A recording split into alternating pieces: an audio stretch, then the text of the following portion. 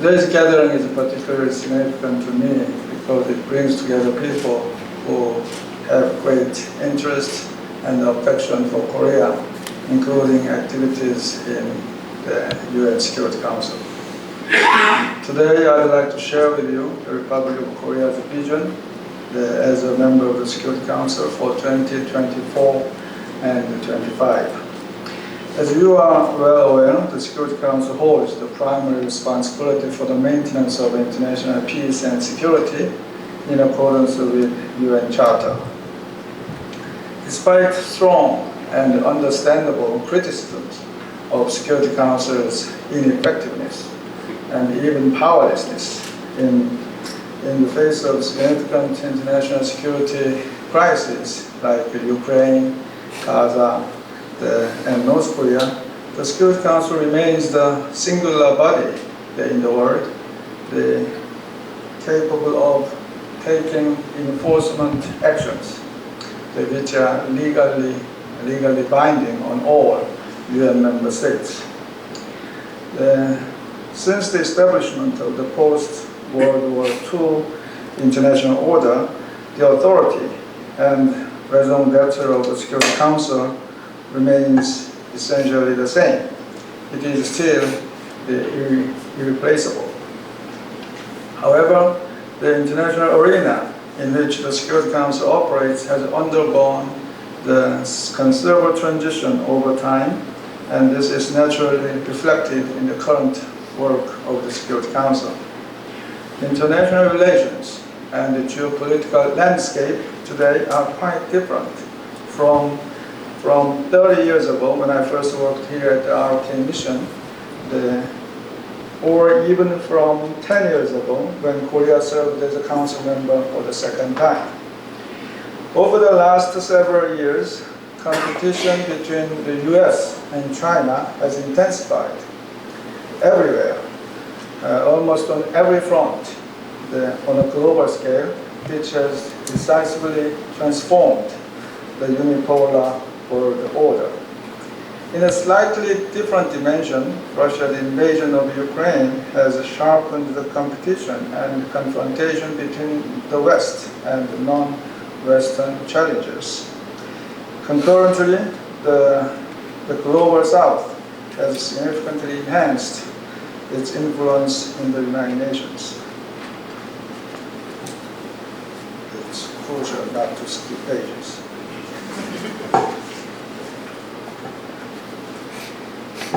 For example, the African states are leveraging their unity through the African Union, and the small island developing countries have raised their common voices in the midst of increasing competition among the big powers.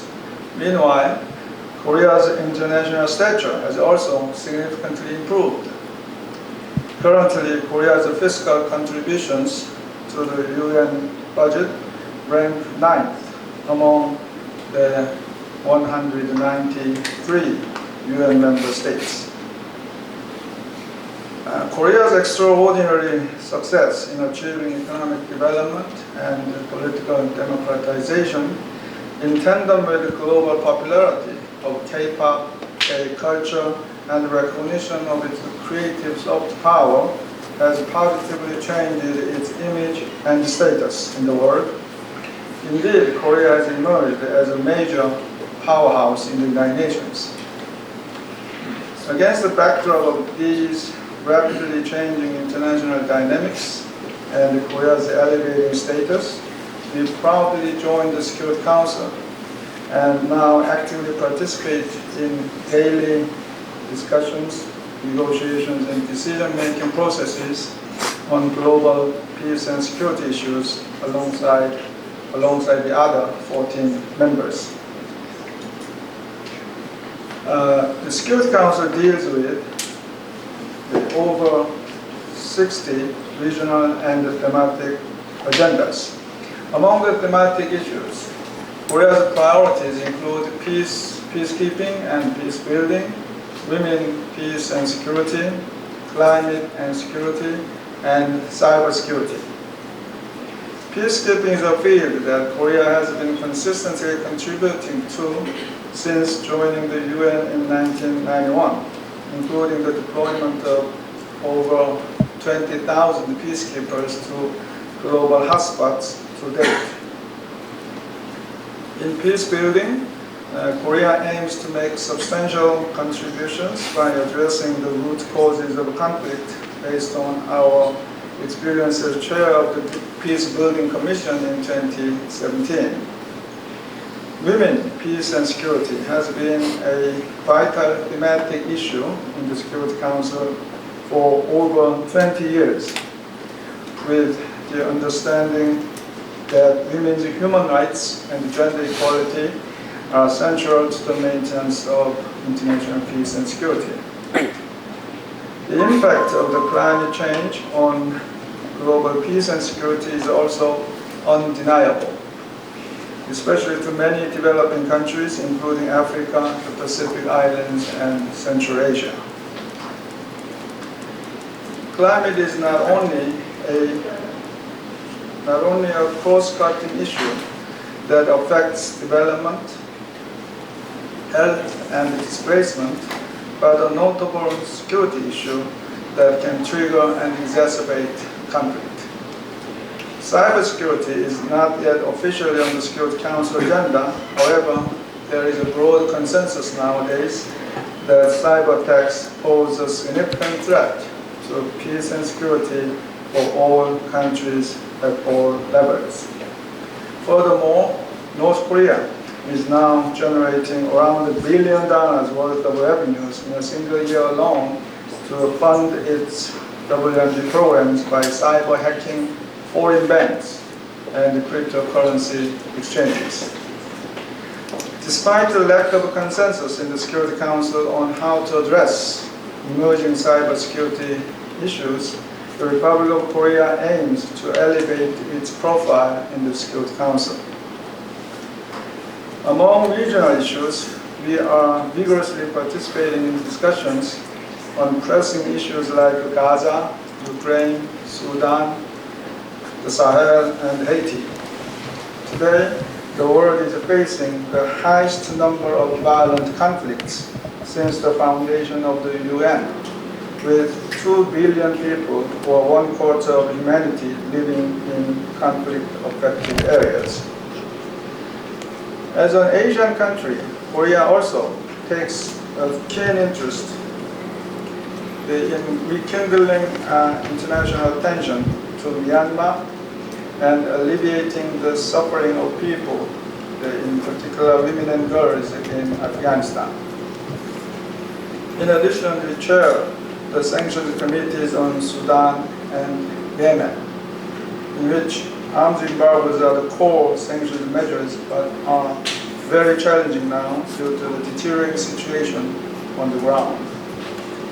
As a member of the Security Council, Korea is also ardently addressing the North Korean issue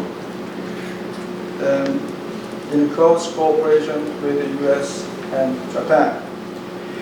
As we all know, North Korea blatantly violates multiple Security Council resolutions through its nuclear and missile development.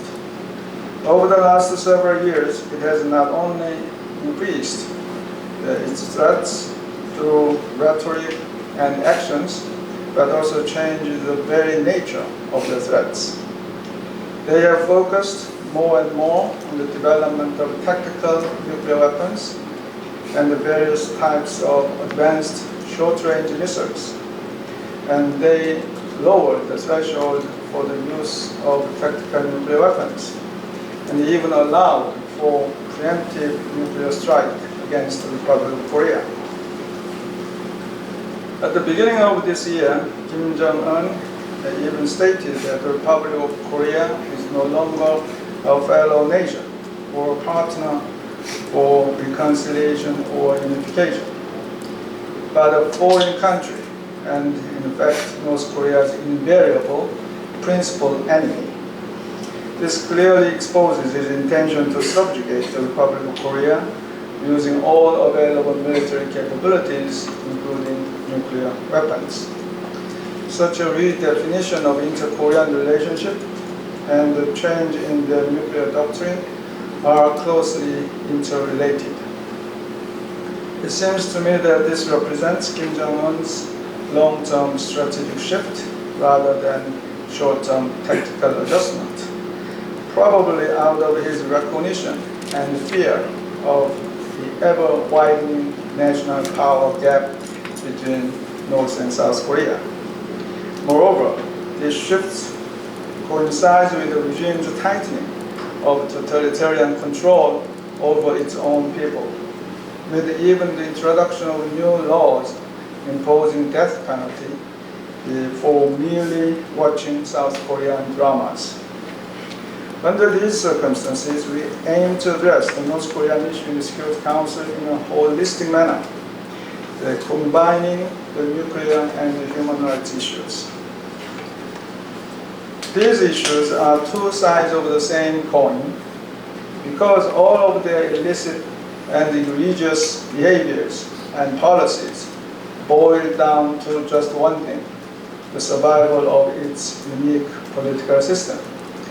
Moreover, DPRK nuclear issues and human rights and humanitarian situation are inextricably interlinked as the DPRK diverts national resources to its WMD program at the expense of basic human needs and well-being of North Korean people.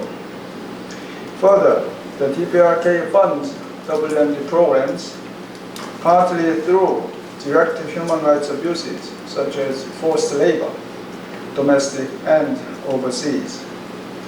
Due to such direct linkages with international security matters, the DPRK human rights situation has been a standalone Security Council agenda item. Some Security Council members, permanent members, argue repeatedly that North Korea develops nuclear and missile programs and engages in provocative actions due to so-called legitimate security concerns. However, when we examine its nuclear problem alongside its human rights issues simultaneously, it quickly becomes evident that North Korea is not a normal country and their logic of so-called legitimate security concerns falls apart. As a council member, we will exert our efforts to expose the true nature of DPRK problems and ensure that Security Council resolutions on the DPRK are fully respected and implemented. In this regard, we are particularly concerned about the new and very serious challenges stemming from ongoing DPRK-Russia military cooperation. This prolongs the Ukraine war. This contributes to the further advancement of North Korea's nuclear weapons and missiles, and this expands the world market for North Korean weapons. Moreover, since it is a Security Council permanent member that the DPRK engages military cooperation with, there is a risk of rendering Security Council resolutions on DPRK irrelevant and further emboldening DPRK to undertake bolder provocations. Ladies and gentlemen, let me now briefly turn to recent dynamics within the Security Council, which I could not imagine during my past tenures in New York. The term elected 10, or E10, instead of 10 non-permanent members has become increasingly common in recent years, denoting the growing legitimacy and clout of the elected members of the Council as opposed to the 5 non-elected permanent members. The recent changes in the geopolitical realities that I mentioned earlier have made long-standing decision-making practices among the P5 almost impossible in the Security Council,